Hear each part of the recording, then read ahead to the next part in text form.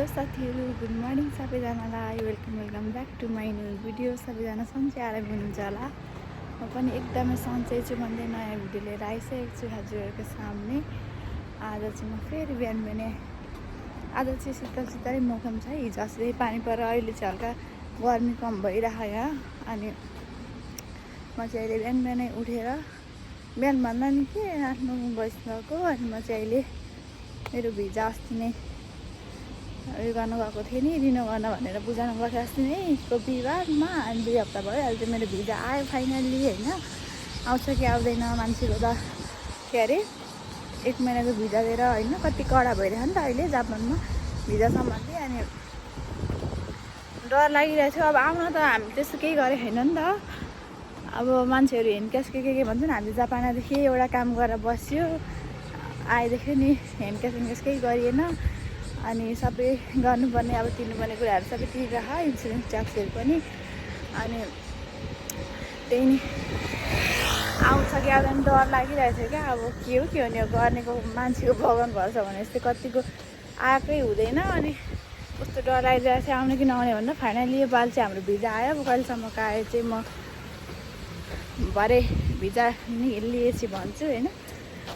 अनि हामी चाहिँ अब फेरि गएको सकिन आँटेको छ क्या। अनि गएको सकिन आँटेको छ, त्यही भएर अहिले चाहिँ हाम्रो गएको भरिको लागि मात्रै भिजा आउँछ। त्यसपछि चाहिँ हाम्रो फेरि अर्को वर्किङ भिजामा चेन्ज गर्नुपर्छ। अनि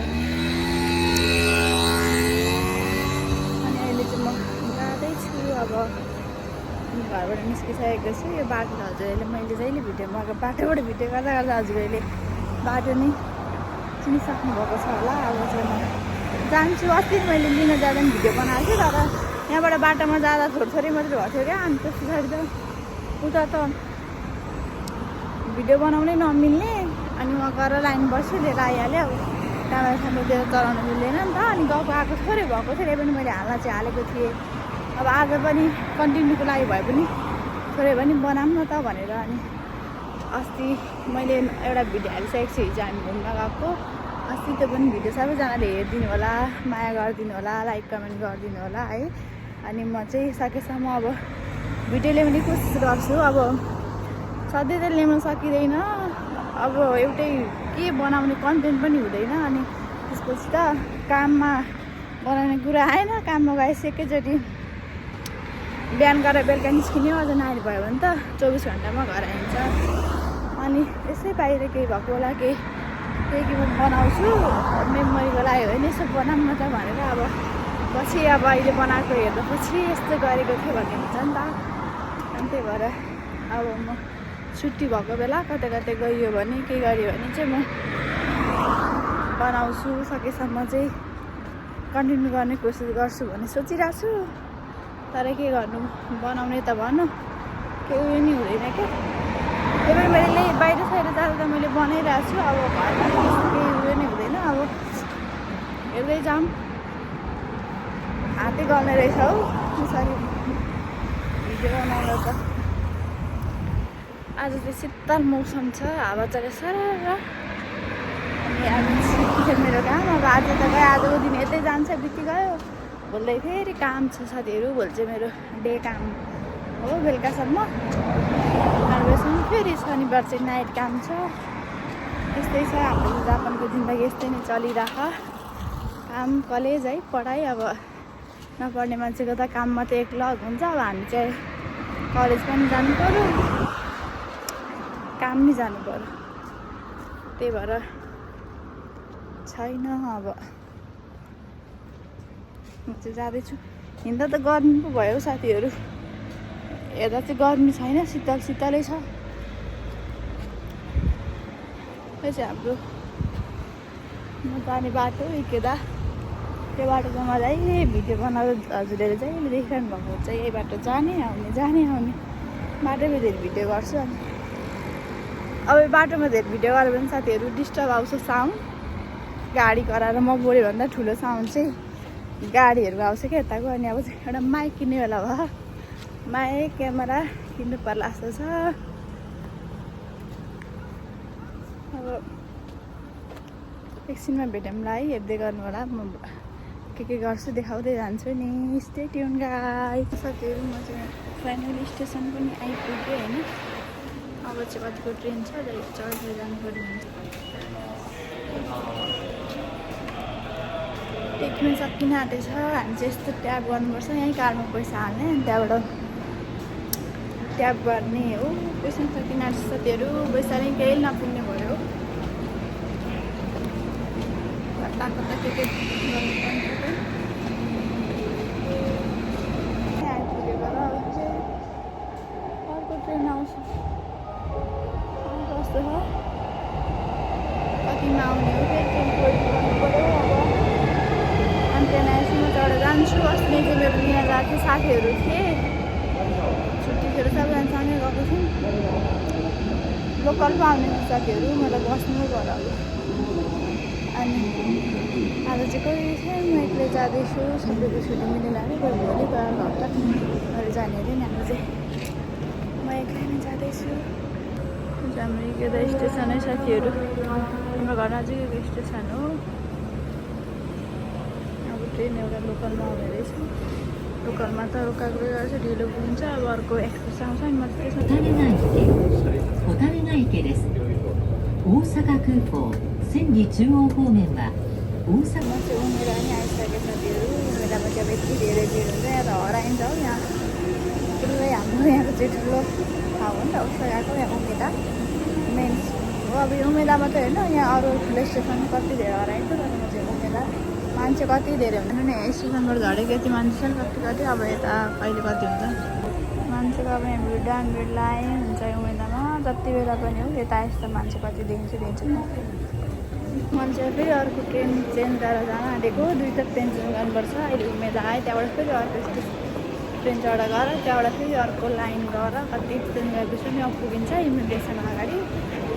अनि म जाँदैछु धमाधमले। कति भिड हुन्छ होला 9-10 बजी। कति धेरै मान्छे कति धेरै लिन आउने कति धेरै मान्छे भएको भिजा थप्ने पनि उति आएका छन्। लिन जानेको लाइन उति कति धेरै लाइन हुन्छ भने यता हिँड्ने नि उस्तै। म चाहिँ धमाधम जाँदैछु। अब फेरि अर्को ट्रेनमा गएर चाहिँ ओसाकाको माथि आइसकेँ होइन। ट्रेन गएर अब यहाँबाट चाहिँ फेरि अर्को त्यो लाइनमा गएर कति धेरै त्यो चाहिँ लास्ट स्टप हो क्या। त्यहाँ चाहिँ धेरै टाइम लाग्छ। यहाँ त छिटै 2-3 मिनटमा आइपुगेको है। अब फेरि एउटा ट्रेन चेन्ज गरेर गएपछि चाहिँ म पुग्छु। गलिसकेर आउँदा अब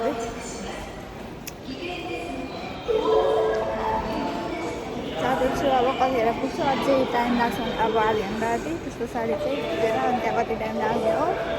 म अहिले चाहिँ धमाधम जाँदैछु। म चाहिँ अर्को ट्रेनको वेटिङमा छु। अब 37मा आउँछ अनि त्यहाँबाट जाने साथीहरू। कति टाढा हो क्या लामो बाटो ट्रेन पनि। सबैजना मान्छे आएको वेटिङमा। अब अझै कति पनि छ ट्रेनहरू। त्यसबाट चाहिँ यो ट्रेन लास्ट स्टप हो। अनि चाहिँ म फाइनली पुग्छु है। अनि म गएर कतिलाई ट्रेन आएर है साथीहरू। म चाहिँ ट्रेनमा चढेर जाने हो।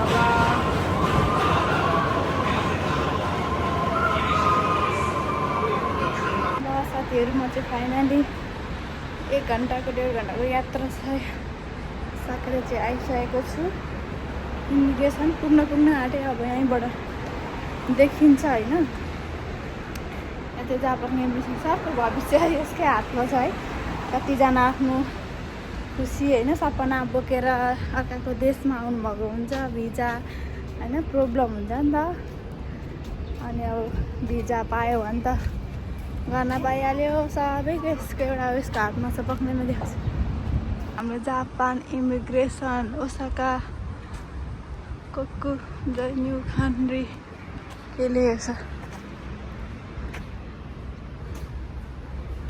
सबैको भविष्य बोकेको सपनाको सहर हुन्छ। कसैको जापान कसैको समय परिस्थितिले है आउनु परेको हुन्छ। अनि यसमै छ सब भविष्य। यहीँ जापानी खानमा भिजा पाए त दुःख सुख होइन काम गरेर आफ्नो जीवन चलाइरहनु भएको हुन्छ। अब भिजा पाएन बस्ने दिएन भने त्यही पनि कति सपना बोकेर आएको मान्छे पनि फर्केर जानुपर्ने हुन्छ। त्यस्तै छ सबैतिरको त्यस्तै त होला के गर्ने आएको मात्रै होइन अब चाहिँ म यहाँ आइपुगेँ होइन जाँदा वेटिङमा चाहिँ साथीहरू यहाँ बोकेर होला 62 नम्बर अब कतिखेर आउँछ अनि त्यसपछि म वेटिङमा सबजना मान्छे यहाँ वेटिङमा बसिरहनु कति धेरै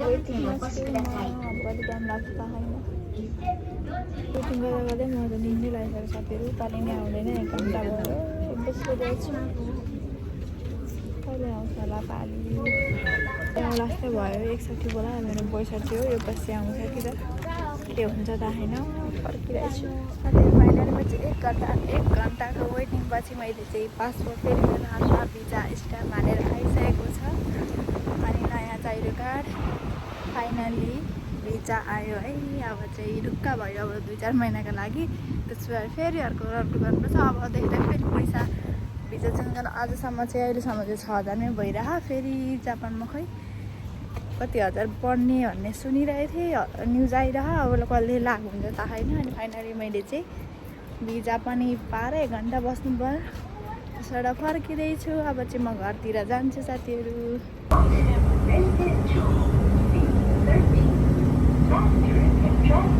मान्छेको भिड हामीले कति धेरै छ साथीहरू म चाहिँ फर्केर उमेर आइसकेँ अब चाहिँ यहाँबाट ट्रेन चढेर म एकेता जाँदैछु अनि आजको मेरो काम चाहिँ भिजा लिन जाने थियो लिएर अनि ठ्याक्क आइपुगेको छु ट्रेन लागेर छ उमेर अब यहाँबाट घर जाने हो 12 बजी साथीहरू 10 पुगेँ 1 घन्टा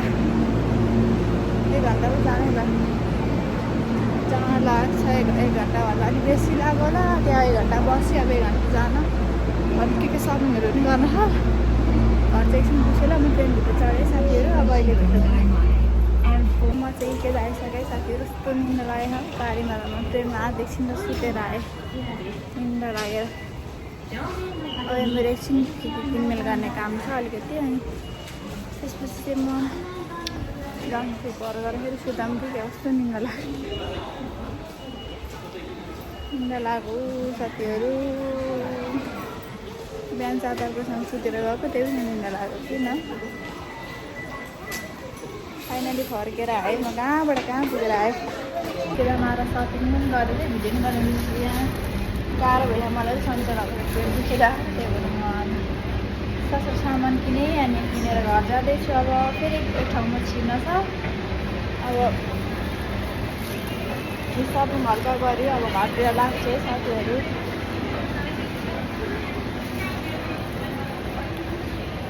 हाम्रो चाहिँ केदाको यहाँको पसल माथि पर आएको चाहिँ फर्स्ट फ्लोर हो अब म घरतिर जान लाग्यो ल साथीहरू म चाहिँ घर आएर यहाँ नुहाइँदै खानासाना खाएर अनि बसेको 1 बजे 2 बजी अहिले 2:30-3 बजी आइसकेको छ अहिले चाहिँ अनि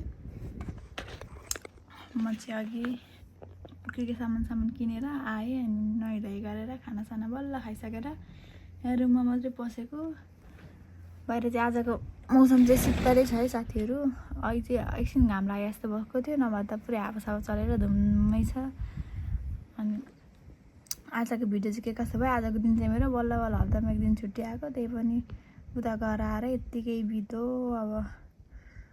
अब सुत्नु पर्यो बिहान छिटै उठेर गएको थियो सुन्न लगाइरह अब सुत्छु अनि आजको हाम्रो मौसम चाहिँ हेर्नु है यस्तो छ हाम्रो घर अगाडि हो चाहिँ झ्यालबाट म चाहिँ यहाँ भर्खर खाना खाएर आएर बसेको अनि कपानी चिसै छ यहाँनिर कपानी कोरेको छैन मेरो चाहिँ अनुहारमा पिम्पल्स हेर्नु न कति धेरै पिम्पल्स आउँछ एउटा जान पाएन अर्को आउँछ त्यतिकै छ अक्क लाग्छ अनुहार पनि ल अब आजको भिडियो चाहिँ के कस्तो भयो साथीहरू म यहीँ इन गर्छु होला अब सुत्छु कि के गर्छु त्यसरी